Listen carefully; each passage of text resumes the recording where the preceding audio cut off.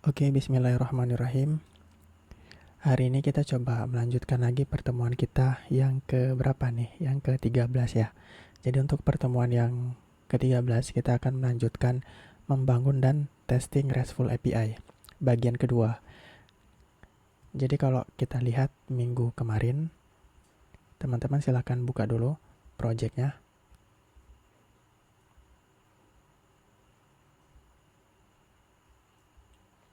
Nah, teman-teman silahkan buka yang pertemuan 11 ya, karena kita melanjutkan yang dari pertemuan 11, 12, 13. Jadi nama projectnya kemarin pertemuan 11.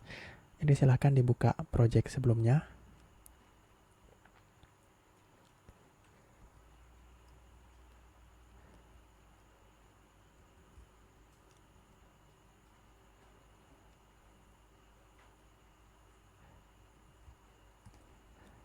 Nah, kemudian kita coba menyalakan ataupun aktifkan SAM-nya dulu.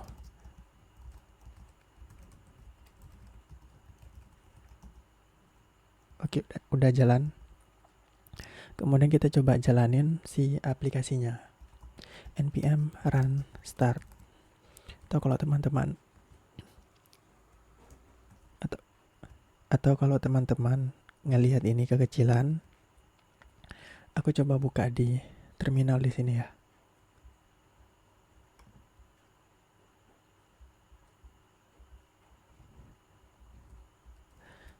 Jadi jalanin dulu untuk si aplikasi Node.js-nya ataupun Express-nya, npm run start, enter. Oke, ini sebentar. Tadi untuk Node Modules-nya aku hapus soalnya. Oke, kita coba lanjut lagi. Jadi tadi ada konfigurasi yang salah dari database-nya, dari env aku. Belum aku update soalnya. Atau beda username-nya. Jadi ini kita coba lanjut. Jadi dinyalakan dulu si npm run start-nya. Kemudian kita coba akses. Kemudian muncul seperti ini. Nah, kemarin kalau minggu lalu yang di pertemuan 12 kita kan udah buat controller untuk mengakses ataupun memanggil semua data yang ada di database. Jadi yang student controller ada method index. Kemudian setelah itu kita jalankan model, di mana model ini memanggil method all. Nah, jadi nanti di sini dia memanggil method all untuk melakukan query ke database. Nah, kemudian untuk tugas teman-teman kan itu melanjutkan yang bagian store ya. Jadi untuk insert data ke database gitu. Itu kan jadi tugas teman-teman. Nah, untuk sekarang biar nanti teman-teman gak kelewatan gitu kan. Jadi untuk yang create resource ini aku coba bahas sekilas ya sambil aku jelasin pelan-pelan. Jadi kalau kita lihat untuk yang add resource ini, untuk HTTP verbs-nya itu metodenya post, kemudian endpoint-nya /student, kemudian untuk controllernya itu namanya store, kemudian untuk model itu namanya create ya. Jadi kalau kita lihat di API-nya, di routingnya, nah kita udah buat kan. Nah selanjutnya kita coba mengerjakan untuk yang method store ya. Jadi kita insert datanya itu ke database. Nah, gimana caranya? Sekarang kita lihat di sini kan kita jalanin model create. Berarti nanti kita panggil model student, kemudian create. Nah, kemudian kita kan pas kita insert data ke database, kita kan butuh data-datanya gitu kan. Nah, datanya didapatin dari mana? Dikirim dari Postman. Nah, nanti data JSON itu disimpan di sini di dalam request titik body. Nah, ini kalau kita tes, coba kita tes dulu ya.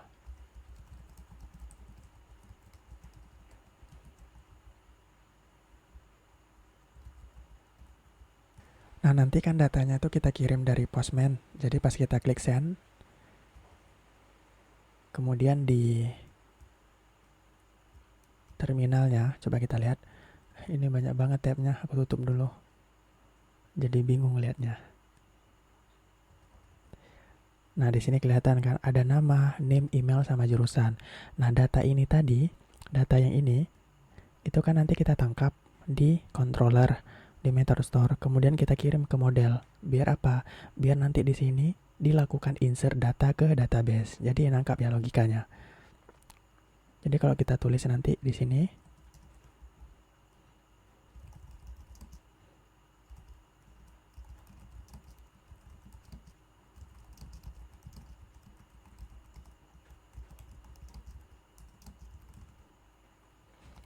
berarti student titik create. Nah ini sambil kita kirim data yang tadi. Nah karena itu data JSON, dia dikirimnya dalam karena data JSON itu disimpan dalam body ya. Jadi kita akses di dalam objek body, request titik body. Nah kemudian setelah itu nanti method create ini mengembalikan data yang baru diinsert. Nah, jadi nanti kita bisa simpan ke variabel namanya count student kayak gini. Nah sekarang tinggal kita return aja dalam bentuk JSON. Ini misalkan aku copy ya.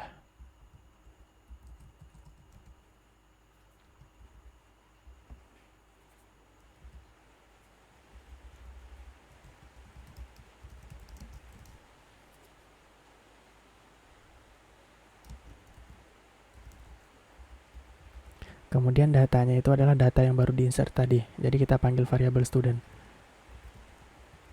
Kemudian kita kembaliin datanya. Ini kalau kita send, nah datanya belum muncul karena belum kita insert ke database. Nah sekarang aku coba asumsikan aku itu nggak tahu ya gimana proses proses menginsert data ke database gitu. Jadi oke, ini kan udah kita kirim nih request titik body-nya. Nah kemudian kita buat method create.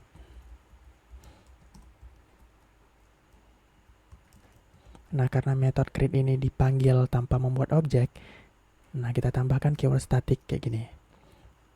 Kemudian kalau kita lihat, ini aku bikin 2 ya. Nah kita kan ngirim data nih di create. Nah ini kita tangkap datanya, namanya bebas ya, tapi aku kasih nama data aja. Ini kalau kita console titik log, kita save, kita lihat lagi di terminal. Nah muncul nih datanya kan. Jadi nanti teman-teman kalau ngoding kayak gitu, jadi di debugging satu-satu gitu, berhasil nggak datanya muncul gitu. Nah kalau udah ngapain? Ya udah, kalau udah itu kita insert data ke database. Nah gimana cara insert datanya? Nah kemarin kan kita udah belajar tentang yang namanya asinkronus kan. Jadi proses menginput data ke database itu asinkronus, otomatis kita perlu handle. Nah gimana cara handle-nya? Pakai promise atau pakai callback. Nah di sini aku ajarin teman-teman pakai promise biar biar codingannya mudah dibaca. Jadi kita buat dulu promise-nya, new promise gitu. Kemudian promise ini kan menerima 2 kondisi ataupun callback-nya itu menerima 2 metode kan. Jadi reject, resolve, dan reject gitu. Ini aku pakai arrow function ya. Nah setelah itu kita ngapain? Baru udah kita insert data ke database. Nah sekarang gimana cara insert data ke database? Nah kita buat dulu query-nya di sini ya. Nah kemarin kan aku kasih referensi itu yang dari set point ya. Nah sekarang coba kita lihat bareng-bareng. Nah, jadi kenapa aku ngasih tugas ke teman-teman, biar teman-teman belajar mandiri sebagai developer gitu. Jadi nggak semuanya diajarin. Jadi pelan-pelan nanti belajar sendiri. Nah kalau kita lihat, nah di sini ada cara membaca ini cara membaca query ya. Pakai select bintang. Nah di sini ada creating, membuat. Jadi kamu bisa mengeksekusi sebuah query melalui database gitu. Ini kalau kita misalkan teman-teman pakai extension Google Translate, itu nanti muncul hasilnya. Anda dapat menjalankan query penyisipan terhadap database. Nah, jadi caranya gini, insert into authors, ini berarti kan nama tabelnya. Nah, kemudian set. Nah, yang kita set apa? Tanda tanya. Nah, ini namanya escaping value. Jadi nanti nilai-nilainya itu nggak kita tulis di sini. Tapi nanti nilai-nilainya itu akan kita gantikan di parameter kedua di sini. Nah, di sini kan author nih. Nah, author ini kan isinya objek. Yang ini kan. Nah, itu nanti sama aja kita baca insert it into author set nama Craig kemudian city Xmon kayak gitu. Nah, sekarang kita coba insert dulu datanya. Sorry di sini hujan, jadi mungkin nanti agak sedikit berisik ya. Semoga suara hujannya nggak terlalu mengganggu. Jadi yang pertama kita tulis query insertnya tuh di sini. Jadi insert into, nah nama tabelnya apa? Students. Kalau aku di sini students ya, pakai S. Sini. Nama tabelnya students.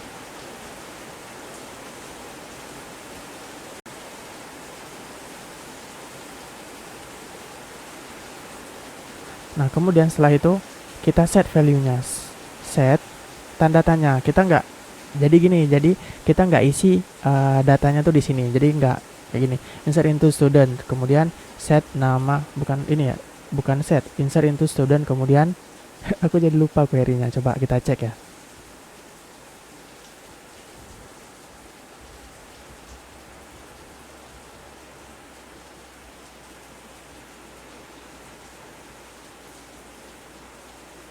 Nah, kita nggak nulis kayak gini, insert into student, kemudian nama tabelnya, nama kolomnya, kemudian values-nya. Kita nggak nulis secara manual di sini, tapi kita lakukan yang namanya escaping value. Jadi nanti set kayak gini kan, terus nanti nilai-nilainya itu akan digantikan oleh tanda tanya ini gitu. Nah, sekarang kalau udah, tinggal kita jalanin aja query-nya. Gimana? db.query. Nah, parameter pertama itu adalah sintak SQL-nya, SQL. Nah, kemudian di sini kan kita butuh data nih untuk tanda tanya ini, untuk menggantikan tanda tanya ini. Nah, datanya di mana dikirim? Di parameter kedua. Nah, kalau kita lihat kemarin di sini parameter keduanya callback kan. Jadi kalau nggak ada data, itu parameter keduanya callback. Tapi kalau ada data, berarti parameter keduanya adalah data. Baru deh parameter ketiganya adalah callback. Nah, ya udah tinggal kita resolve aja. Kemudian kita save. Nah, sekarang coba kita lihat. Kita tes di Postman. Kita send. Oke, belum masuk. Coba kita cek di konsol. Kenapa belum masuk? Yang pertama, ini kan asinkronus, jadi kita harus handle. Kemudian kita tunggu proses ini selesai, baru yang data ini dijalankan. Kalau kita tes lagi, oke, masih belum. Coba aku save. Karena ini belum kita return janjinya ataupun promise-nya. Kita save lagi. Jadi namanya ngoding gitu ya. Kita harus debugging errornya di mana kayak gitu. Walaupun tadi nggak ada error, tapi hasilnya nggak ada gitu. Send. Nah, coba lihat di sini. Data, kemudian, loh kok yang dikembaliin ini field count, kemudian affected rows gitu kan. Insert ID. Oh, ternyata habis kita insert data ke database, yang dikembalikan itu bukan data yang baru di-insert, tapi informasi mengenai data tersebut kayak field count, kemudian affected rows, baris yang dipengaruhi ada berapa? Oh, ada satu baris. Nah, di sini ada insert ID. Jadi ID user yang baru di-insert. Coba kita get all ya. Nah, ini banyak nih datanya. Nah, ternyata masuk nih datanya, ID-nya 48. Nah, oleh karena itu, gimana kalau yang insert ID ini kita pakai ataupun kita ambil, kemudian kita lakukan query satu lagi untuk select data by ID gitu. Jadi, kita buat dua promise. Ini promise 1 ya. Nah, ini promise 1. Kemudian, ini promise 2. Nah, promise 1 ini kita nggak kita return, tapi yang promise 2 kita return. Kita pengen ambil yang results, kita pengen ambil yang ID-nya aja. Ini kita coba console.log dulu ya. Nah, kemudian coba lihat, di sini kan ada property insert ID.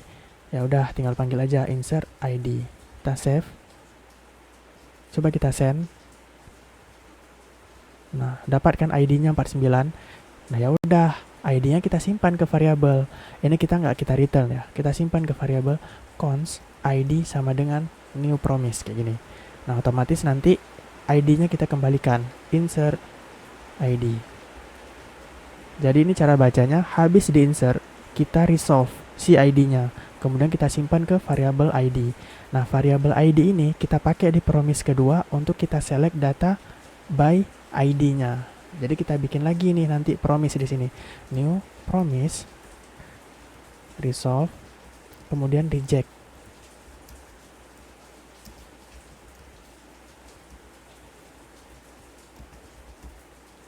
Kemudian kita buat query-nya. Jadi select bintang from students. Kayak gini kan. Nah, terus kita tambahin where ID sama dengan, nah ID-nya tadi kita escaping value juga. Nanti ID-nya kita taruh di, ataupun kita kirim di parameter kedua dari query gitu. Jadi kita nggak langsung kita tulis di sini ya. Baru udah kita jalanin query, kemudian sintaksnya, kemudian datanya. Datanya ini yang kita kirim adalah ID tadi.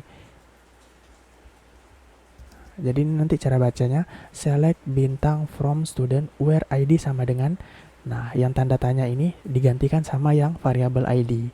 Jadi misalkan nanti 49 where ID sama dengan 49 gitu. Ya udah, ini tinggal callback aja.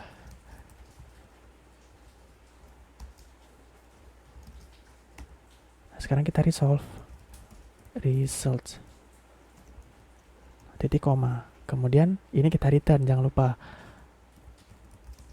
Nah, jadi gini caranya bikin dua promise. Promise 1 untuk insert data ke database. Promise 2 untuk select data yang baru di-insert. Nah, kayak gini. Nah, sekarang kita tinggal jalanin lagi. Coba send. Nah, kok nggak muncul datanya? Coba kita lihat di sini. Ini nggak ada error ya. Nah, sekarang coba perhatiin. Di sini ada dua promise kan? 1, 2. Nah, sekarang aku coba mau tanya ke teman-teman. Kalau ada dua promise, berarti kan ada dua proses asinkronus yang berjalan kan? Nah, kalau ada dua proses asinkronus yang berjalan, berarti kan perlu di-handle kan? Nah, gimana cara handle-nya? Teman-teman udah tahu. Udah bisa nebak pakai async await gitu. Ya udah, kita tinggal tambahin aja di sini async. Jadi sebelum nama fungsi ya, bukan di sebelum statik tapi sebelum nama fungsi. Async. Nah, kemudian ini kan promise pertama. Nah, kita tunggu dulu promise pertama selesai, baru jalanin promise yang kedua. Nah, berarti di sini await aja. Jadi tunggu hasil promise pertama, kemudian baru jalanin promise yang kedua. Gampang kan?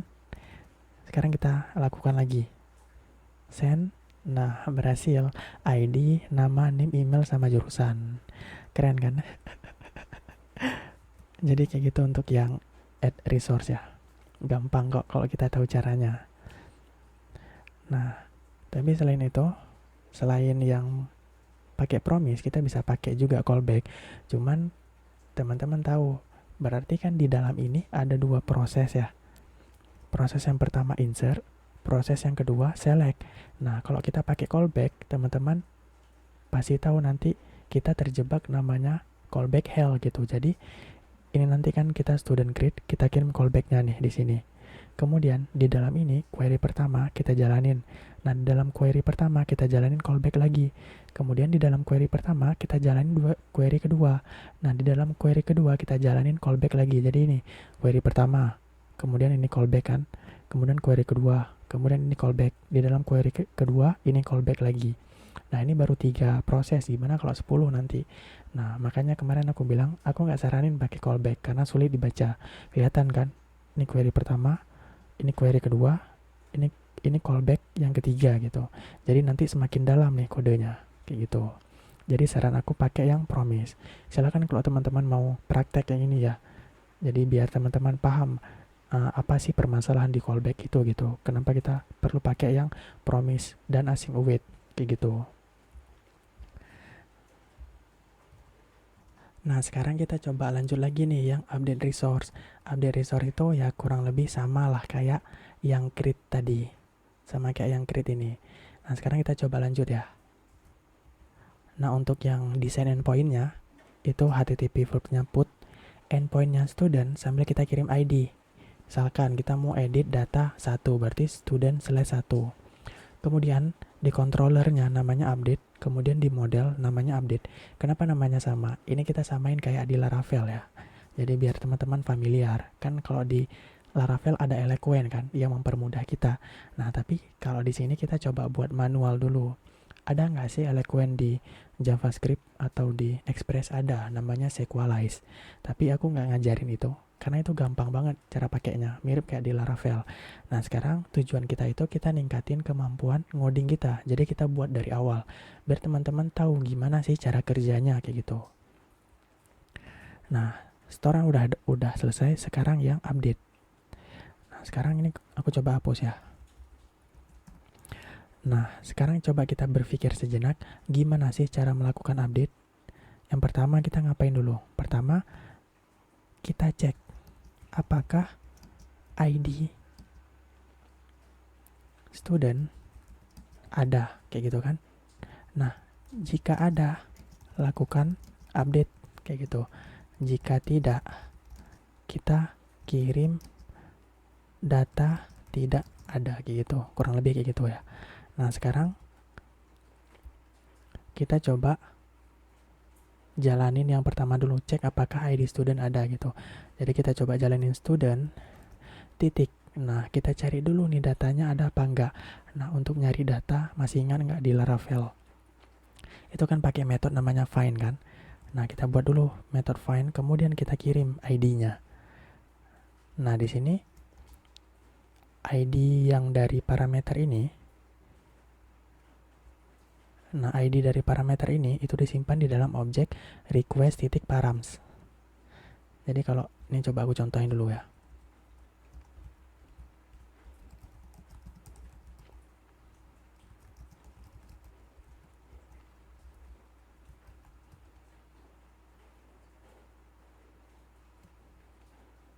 Ini aku kirim 41 kan. Send. Nah, sekarang kita lihat. Nah, muncul nih ID-nya 41. Oke, berarti kita udah tahu cara tangkapnya kan. Request.param.id. Nah, kalau kita kirim 40.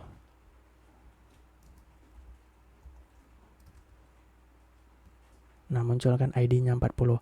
Nah, ID ini kita pakai untuk query ke database. Ada nggak ID tersebut gitu. Nah, tapi sebelum itu aku mau ekstrak dulu datanya. Ataupun mau aku destructing. Jadi request, biar gampang kita kirim datanya. Jadi nanti dari objek params ini kita ekstrak, kemudian kita ambil ID-nya gitu ya.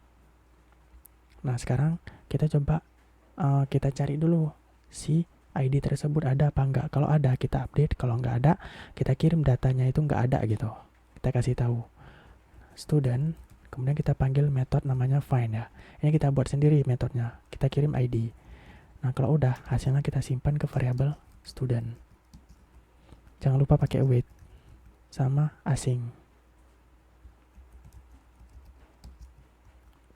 Nah, sekarang kita tinggal buat nih metode yang namanya find.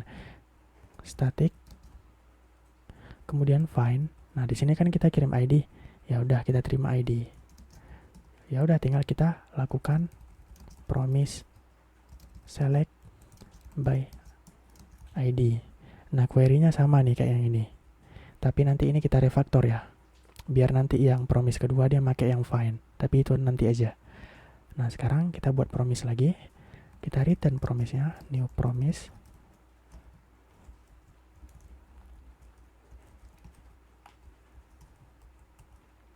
Kemudian kita resolve sama reject.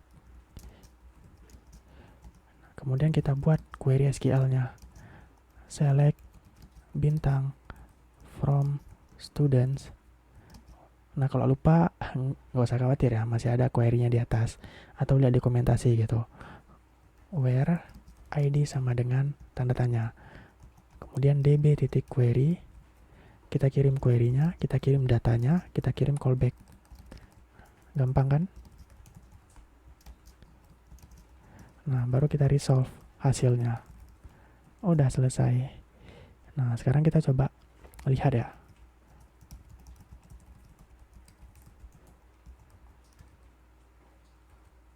Kita klik send. Nah, muncul nih datanya kan. ID, nama, name, sama email. Nah, gimana kalau yang nggak ada 400 gitu? Kita send lagi ya. Nah, kosong nih kan. Datanya kosong. Nah, sekarang coba lihat. Ini kan data array nih. Kan data yang dikembaliin cuman satu kan. Gimana kalau kita langsung kembaliin aja satu kayak gini, results, kemudian indeks ke 0. Jadi kalau kita send lagi, misalkan 40, nah baru yang dikembaliin itu langsung objek ya. Nah objek kayak gini, jadi datanya bukan disimpan dalam array karena kan cuma satu data kan. Nah kalau kita kirim 400, send lagi, nah undefined. Nah sekarang kita bisa manfaatin nih. Jadi gini, jika data ada, lakukan update. Jika tidak, kirim data tidak ada. Nah ya udah gampang kan, mirip kayak di Laravel. Jika studentnya ada, update data. Kalau enggak,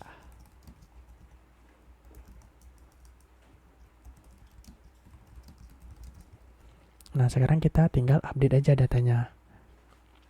Gimana cara update data? Ya udah gampang. Jadi student titik update kayak gini. Nah sekarang perhatiin, untuk ngupdate data itu kita perlu apa aja sih? Yang pertama butuh ID-nya kan, karena kita untuk mengupdate data kita butuh ID. Jadi data mana yang mau kita update. Kemudian yang kedua adalah datanya tersebut gitu, si data yang mau kita update kayak gitu. Jadi ID sama datanya, berarti ID kita kirim sama yang datanya. Datanya dari mana? Dari request titik body tadi kan, request titik body. Nah kalau udah, kita simpan ke variabel namanya student lagi ya. Jadi teman-teman bedain, student yang ini punya yang di atas, student yang ini punya yang dalam. Atau biar gampang bedain gini, student updated kayak gini, student yang telah diupdate. Nah, kemudian setelah itu kita tinggal bikin aja JSON-nya.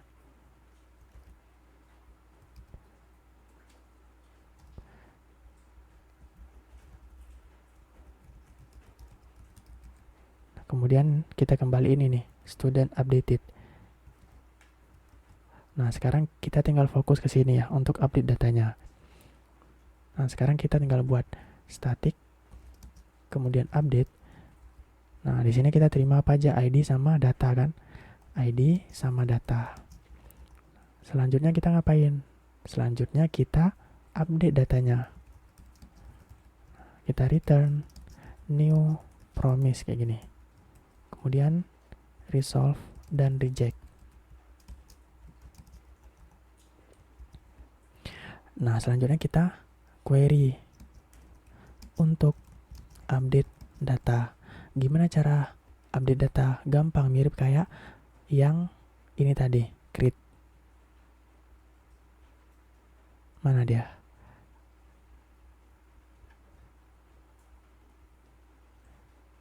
Nah ini update student set kayak gini. Kemudian datanya where ID, kemudian datanya kayak gitu. Nah sekarang kita coba. Jadi update, kemudian apa lagi? Students, kemudian set kayak gini kan. Kemudian apa lagi? Kita set. Nah pakai tanda tanya biar nanti datanya itu digantikan sama yang ini. Nah kemudian jangan lupa kita kasih data mana yang mau kita update, where ID sama dengan tanda tanya. Jadi nanti yang tanda tanya diganti sama ID ya. Nah kalau udah, kita jalanin query-nya. Yang pertama kita kirim SQL-nya. Nah kemudian yang kedua kita kirim datanya. Di sini kan kita butuh dua data, yang data sama yang ID. Nah gimana cara kirim dua data? Nah kalau dua data lebih dari satu itu kita kirim dalam bentuk array. Nah data yang pertama itu untuk si data body-nya ya. Jadi data, kemudian yang kedua itu untuk yang ID-nya. ID. Nah kemudian baru kita jalanin callback. Kita resolve yang result. Kemudian kita save. Ya udah tinggal kita jalanin lagi aja. Ini misalkan 40 ya. Send. Nah mengedit data student. Datanya nah kok kosong kayak gitu kan. Kenapa nggak ada? Nah sekarang kita coba lihat ya. Result ini tuh isinya apaan sih kayak gitu.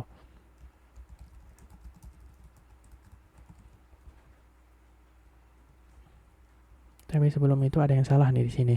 Ini kita lupa await di sini. Nah, makanya penting kita belajar asinkronus ya. Kalau kita send lagi, nah ternyata dia mengembalikan data yang mirip kayak pas create tadi. Jadi dia cuman mengirimkan informasi terkait data tersebut gitu. Jadi field count, kemudian affected rows gitu kan. Nah, gimana kalau habis kita update?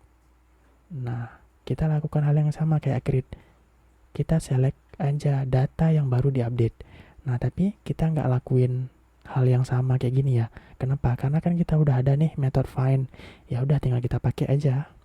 Nah, ini berarti kita nggak perlu kita return ya.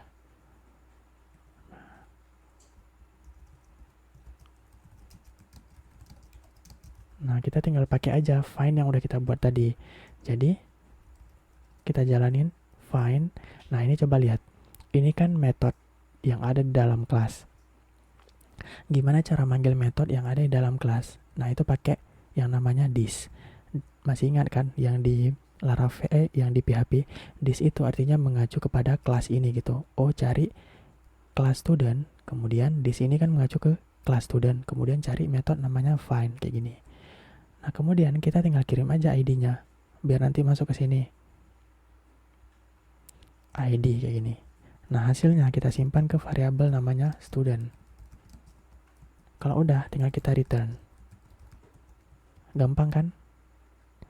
Nah, coba kita jalanin lagi. Kita klik send. Nah, sekarang berhasil nih. ID-nya 40 gitu. Namanya berubah jadi Michael Jordan. Ini kalau kita edit. Nah, Michael. Nah, gampang kan? Nah, ini seharusnya kita tambahin await di sini. Biar dia nunggu dulu nih promise 1 selesai, baru datanya diselect lagi gitu. Biar nanti apa ya istilahnya ya? Ini kan enggak sih, ini tuh cuma 1 promise ya. Jadi nggak apa-apa kalau nggak ada await. Tapi tambahin await aja nggak apa-apa gitu. Biar nanti takutnya ini kan promise. Kemudian ini kan promise. Nah, ini promise kan. Nah, itu takutnya nanti ini kan proses asinkronus. Jadi dia tuh nggak saling nunggu gitu. Nah, biar saling nunggu ya udah tambahin await aja. Ini kita tambahin asing di sini. Kemudian kita tunggu yang find ini, tambahin lagi await. Biar lebih aman aja gitu.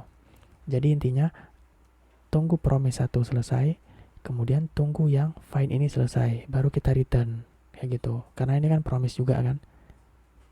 Nah, takutnya nanti pas kita update data, dia langsung nge-query kayak gitu datanya. Sedangkan datanya belum diupdate kayak gitu. Kita klik send lagi. Nah, sekarang udah bisa kan?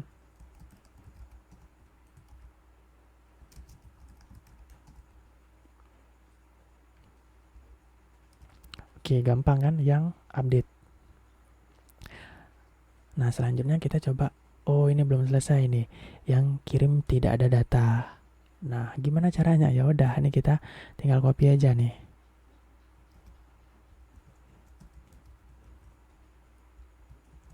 Ini kita hapus. Nah, message-nya itu data tidak ada kayak gini. Save. Misalkan 400, send. Nah, message-nya data tidak ada. Nah, coba lihat. Di sini kok pesannya 200. Oke, harusnya apa? Harusnya itu 404 kan? Nah, gimana cara ngirim kode status? Nah, ini kita coba update nih. Cara ngirim kode status itu pakai yang namanya res.status. Kemudian kirim kodenya. Nah, berubah kan? Atau kita bisa lakukan yang namanya chaining. Jadi habis metode status ini kita bisa panggil metode JSON lagi, .json. Nah, kemudian kita kirim datanya. Ini kita hapus. Jadinya 1 baris, lebih singkat. Sama aja hasilnya. Nah, yang ini juga ya. Nah, kita panggil status. Kita kirim 200. Sekarang kita update. Nah, yang create nih beda. Kalau create itu kan 201 harusnya kan. Nah, 201. Nah, kemudian yang index juga 200. Nah, sekarang udah bagus nih. Udah ada kode statusnya sama data JSON-nya. Ini Ini kalau kita cari data yang nggak ada, nah dia nggak update. Tapi kalau kita cari data yang ada, nah dia akan diupdate gitu. Oke, gampang kan? Nah ini aku tambahin snippetnya ya. Ini untuk yang find, yang model find. Ini yang untuk yang model update ya. Jadi cari dulu datanya, kalau ada baru kita update. Jadi logikanya kayak gitu. Nah sekarang yang delete, gimana yang delete? Nah yang delete sama nih kayak update. Cari dulu datanya, kalau ada hapus, kalau nggak ada kirim data tidak ada. Gampang kan? Nah ini aku tulis di sini ya.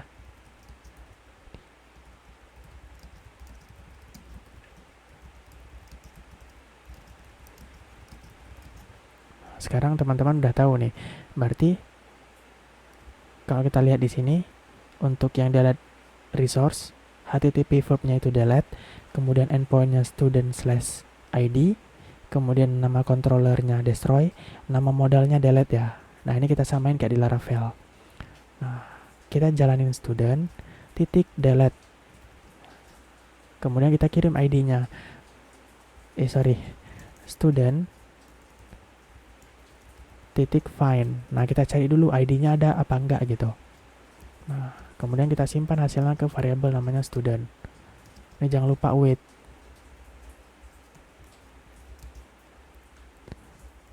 Nah kemudian baru kita cek, jika studentnya ada, hapus data. Kalau nggak ada, nah kita kembaliin yang ini tadi nih. Ini tinggal kita copy aja.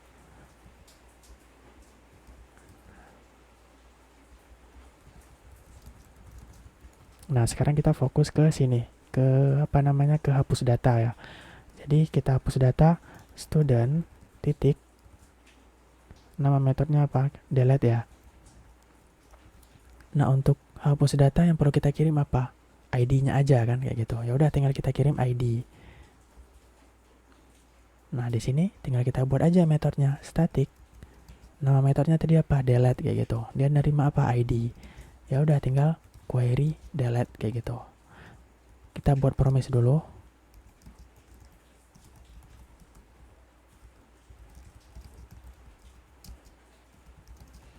Kemudian kita jalan query-nya. Const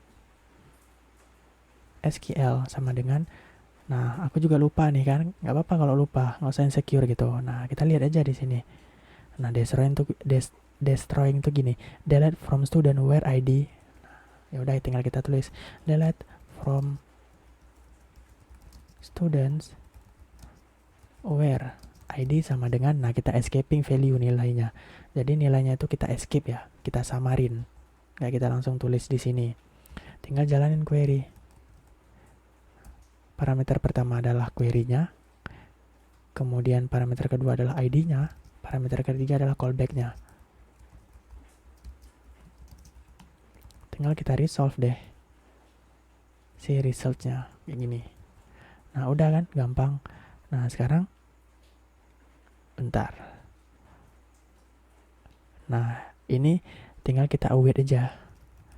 Nah karena menghapus data, karena apa? Karena ini menghapus data, jadi kan kita nggak perlu data apa-apa kan, yang apa, kita nggak perlu nampilin data yang baru kita hapus kayak gitu kan. Jadi ini kita nggak usah simpan ke variabel gitu. Jadi cukup kita await aja, kemudian kita delete. Nah kalau udah, tinggal kita kirim aja responnya kayak yang ini.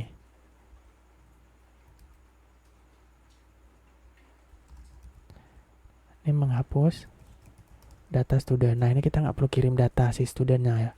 Udah selesai, save.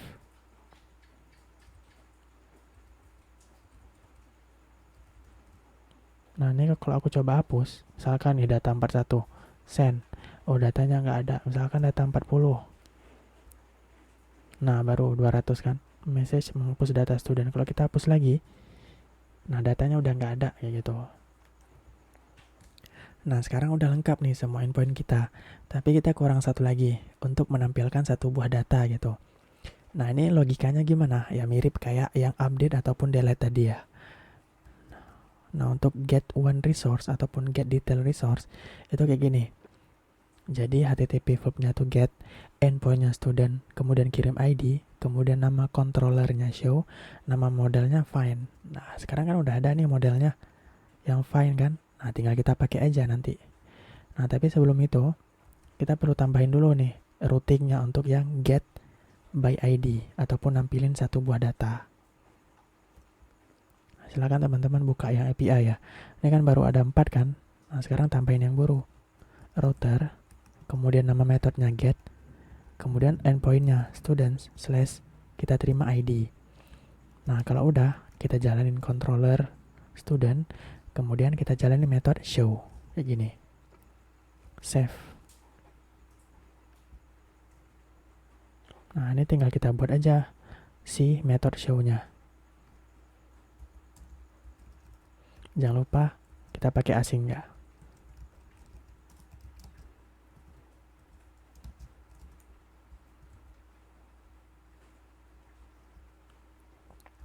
Nah, gimana cara nampilin sebuah data gampang?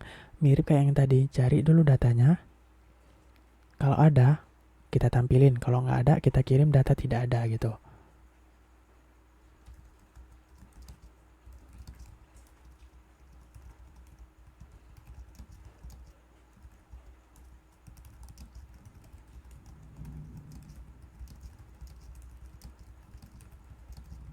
Nah, gampang kan? Nah, sekarang kita tinggal jalanin aja si modelnya lagi student. Oke, jangan lupa ini request sama responnya ya. Kemudian kita ambil ID-nya.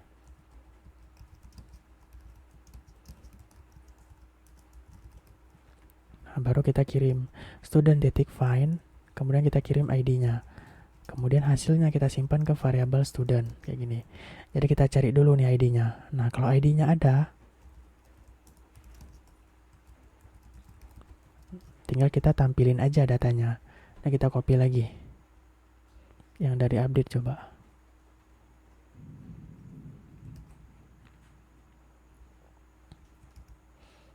Nah, sekarang datanya itu dari variabel student ya.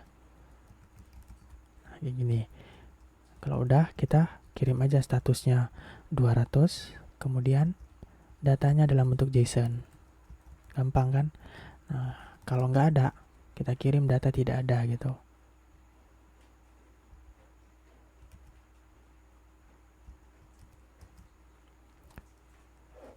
Nah, ini kita nggak perlu buat lagi modelnya.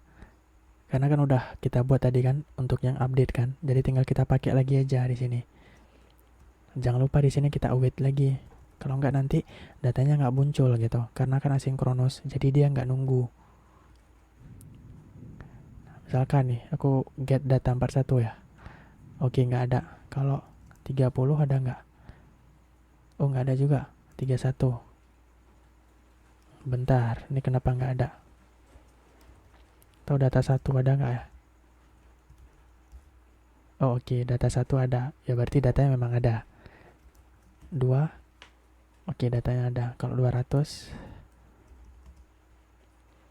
oke, data 200 nggak ada. Jadi gitu ya, untuk yang menampilkan satu buah data gitu. Gampang kan logikanya. Cari ID-nya, kalau ada, tampilin. Kalau nggak ada, ya udah kirim data tidak ada kayak gitu. Sederhana kan?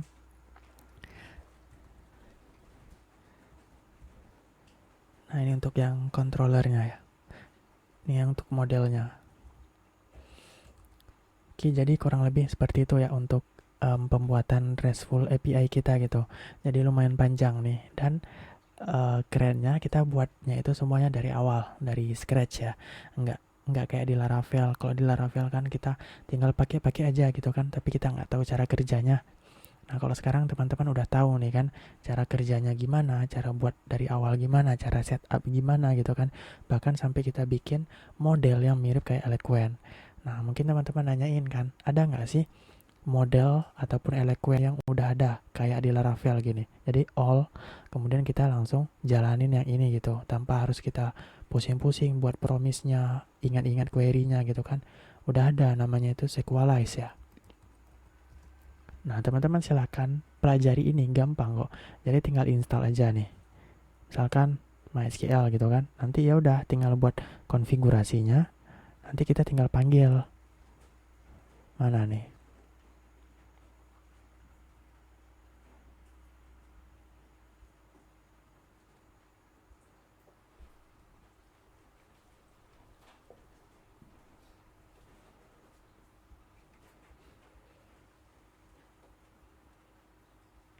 Coba kita lihat ya. Sequalize get.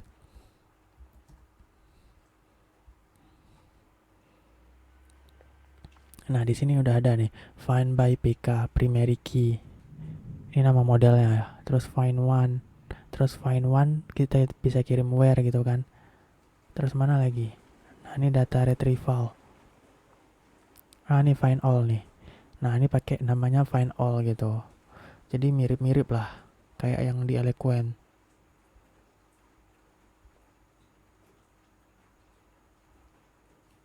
Jadi teman-teman bisa explore ya. Jadi ada banyak paket yang bisa teman-teman gunain nanti di Express ini gitu. Bahkan kalau kita lihat di codingan kita belum nambahin validasi kan. Nah, itu nanti gimana caranya? Itu nanti aku bahas di pertemuan selanjutnya ya, untuk refaktor kode. Jadi refaktor ini istilah kita memperbaiki kode. Jadi intinya tulis dulu dengan benar kayak gitu kan. Jadi tulis dulu semuanya itu berjalan gitu. Nah, kalau udah kita refaktor, kita improve kode kita gitu kan, kita perbaiki. Nah, ini nanti aku buat di pertemuan selanjutnya kayak gitu. Nah, kalau kita lihat ini ada beberapa hal yang bisa kita refaktor di indeks, menghandle kalau datanya kosong kayak gitu. Ini misal contoh nih.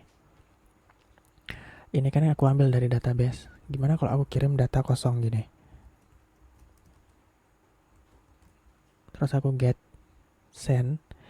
Nah, harusnya yang tampil itu gini, message data is empty gitu. Dia nggak nampilin data array kosong kayak gini. Nah, itu kita perlu handle juga biar lebih bagus lah API-nya ataupun REST-nya. Kemudian untuk store, nah ini kita handle kalau salah satu data nggak dikirim gitu. Nah, karena itu coba kita lihat ya. Nih, aku nggak ngirim nih di sini. Yang ngirim jurusan, pasti error di database-nya. Nah, kita lihat di terminal, kelihatan kan? Katanya tuh gini, cannot read property of undefined reading insert ID gitu. Nah, ini kita perlu handle di sisi server, biar dia ngirim semua data gitu.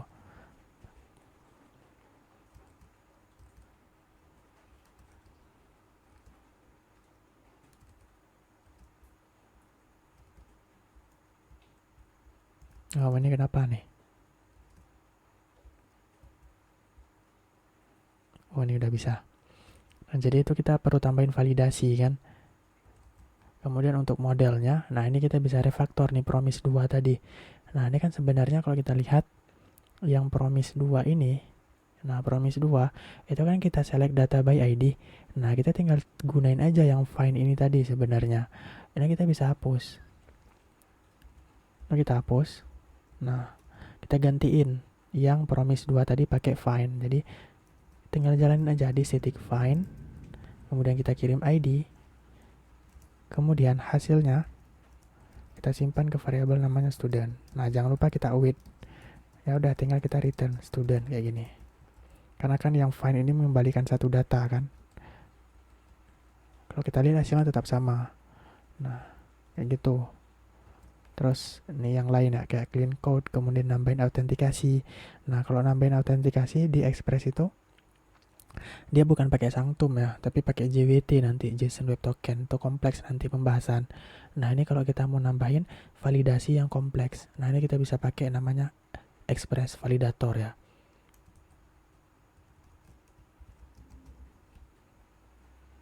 Nah, ini cara buat validasi yang kompleks. Jadi misalkan nih, kita mau buat username itu harus berupa email. Kemudian passwordnya itu minimal panjangnya adalah 5. Nah, kalau kita buat manual kan itu nanti kompleks ya codingannya kayak gitu kan. Nah, nanti yang hal-hal yang kayak gini, nah ini untuk kodenya ya. Nanti di pertemuan selanjutnya aku bahas. Ini ada beberapa paket yang berguna kayak Sequalize, Eloquent untuk database SQL di Express. Ini Express Validator kan buat validasi. Terus ini JSON Web Token, nambahin authentication. Nah, ini body parser. Body parser ini sama kayak ini. Sama kayak ini tadi app. Nah, body parser ini sama kayak ini sebenarnya, express.json. Jadi mengubah request user ke dalam objek kayak gitu. Kemudian ada bcrypt ya untuk hashing password user sebelum disimpan ke database kayak gitu. Nah, jadi ini teman-teman silahkan explore ya. Kenapa aku nggak ngajarin? Karena kalau aku bahas semua paketnya ini, itu bisa satu paket satu pertemuan. Jadi nggak cukup nanti untuk mata kuliah kita untuk pertemuannya gitu kan. Jadi ini ada banyak paketnya gitu. Bahkan di Express sendiri itu dia juga ada middleware. Ini namanya middleware ya. Dia nyediain middleware. Ada banyak nih. Ada body parser, compression. Ini untuk mengkompres ya, kompres data. Ini kompres HTTP respon, cookie parser. Kemudian CSURF gitu. Kemudian ada Morgan untuk logger ya, untuk ngelihat request kita. Nah, ini ada banyak. Kalau aku bahas semua nanti nggak cukup di mata kuliah kita. Jadi aku bahas yang penting-penting aja. Dan aku ngasih tahu buat teman-teman, biar teman-teman explore nanti. Ini cara pakai paket ini sama kayak kita pakai paket yang mysql.env gitu. Jadi silakan teman-teman explore nanti gimana cara buat validasi gitu kan. Tapi nanti aku ajarin cara buat validasi manual ya. Kayak gini. Jadi kalau datanya itu nggak dikirim, nanti kita kirim respon error kayak gitu. Ini manual banget. Kayak gitu kan. Nanti kalau mau buat yang lebih kompleks itu kita pakai paket yang ini gitu. Kalau di Laravel kan udah disediain tuh pakai request validate kan. Kalau di Express belum. Kita harus pakai paket yang lain. Jadi semuanya itu serba manual gitu. Tapi itu tantangan kita jadi developer ya. Jadi kita harus harus cari tahu lah kayak gitu. Nah, ini. Jadi itu mungkin yang bisa aku sampaikan untuk pertemuan kali ini. Semoga ilmunya bermanfaat ya. Oke, aku tutup. See semuanya.